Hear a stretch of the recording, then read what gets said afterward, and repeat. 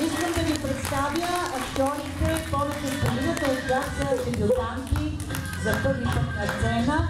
Някои вече имат известен опит, някои за първи път в театъра. Тук е Михаел, едно идея и игра.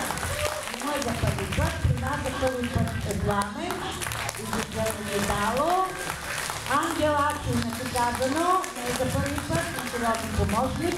Калина, пепеляшка. Сестрите на пепеляшка, моля! И тяхната майка, значи Елена и Яна. Тяхната майка, ето я, вижте мама Виктория.